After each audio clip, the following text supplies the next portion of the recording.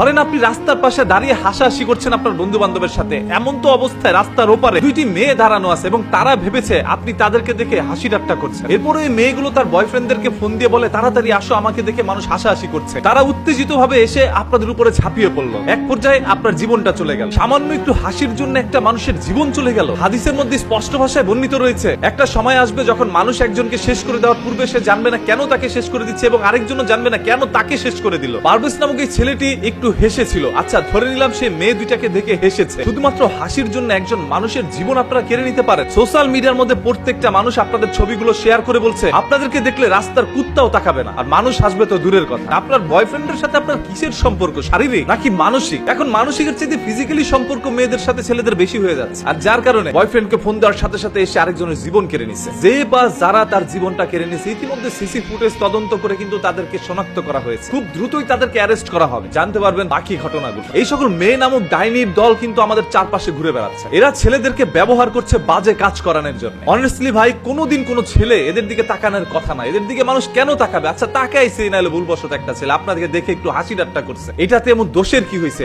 আপনি যে গাড়ির পিছে বসে বয়ফ্রেন্ডের সাথে মনে করেন কাম সেরে দিয়েছেন, সিপাসাপিতে গিয়ে যৌবন জ্বালা মিটায় ফেলছেন। আচ্ছা এই যে আপনাকে নিয়ে এই ধরনের কথাগুলো বলছি, আপনি হয়তো বা ভিডিওটা দেখবেন, আপনার কি লজ্জা লাগে নাই? এখন তো আবার আপনার বয়ফ্রেন্ডকে পাঠাবেন আমাকে দুনিয়া থেকে শেষ করে দেওয়ার জন্য। পারভেজ যদি হেসে জীবন দিতে পারে, আমরা সত্য প্রকাশ করে তারপর জীবন দিব। তবে মনে রাখবেন এই পৃথিবীতে পারভেজ একা নয়, আমরা সবাই একত্রে রয়েছি। সোশ্যাল মিডিয়া এটা নিয়ে যেভাবে পোস্ট করে প্রতিবাদ করা হচ্ছে, সেইভাবে অফলাইনে এটা নিয়ে প্রতিবাদ করা হবে। সেই সকল মানুষ বেশি হাইনার দলগুলোকে আর রেহাই দেওয়া যাবে না, এরা মানুষ হইতে পারে না। বিশ্ববিদ্যালয়ের মধ্যে পড়াশোনা করে বয়ফ্রেন্ড জ্বালায় গেছে ভাই। এই যে এদেরকে যারা বিয়ে করতে চাচ্ছেন, জামাইর আর কোনো কাজ নাই, সব কাজ ওই বয়ফ্রেন্ড করে দিচ্ছে। বাংলা ভাষা বুঝতে পারছেন? বয়ফ্রেন্ডকে ধরে রিমান্ডে নেন, কতবার কোন জায়গায় কিভাবে করছে সবকিছু বেরিয়ে আসবে। যদি বয়ফ্রেন্ডের সাথে ওই সকল আদান প্রদান সম্পর্ক নাই থাকতো, শুধুমাত্র একজন বান্ধবীর জন্য এসে একটা ছেলের জীবন নিয়ে নিত না। জীবন নেওয়া কতটা সস্তা হয়ে গেছে তাদের কাছে। অপরাধী যেই হোক না কেন, আমরা তার সাজা প্রকাশ্যে কঠিন থেকে কঠিন ভাবে চাই, যাতে করে বাংলার মাটিতে এরকম কোন পারভেজের জীবন না যায়। আপনাদের প্রত্যেকের কাছে একটা বিনীত রিকোয়েস্ট ভাই, ভিডিওটা শেয়ার করে দেন। আপনার না বলতে পারা কথাগুলো আমি আমার কণ্ঠস্বরের মাধ্যমে সবার কাছে পৌঁছে দিলাম। অনেকে তো মনে মনে প্রতিবাদ করেন যে আমি যদি এখন প্রতিবাদ করতে যাই পারভেজের মতো করে, যদি তারা এসে আমার উপর ঝাঁপিয়ে পড়ে আমার জীবনটাও নিয়ে নেয়, আমি আমার জীবন নিয়ে পরোয়া করি। শুরু থেকে এই পর্যন্ত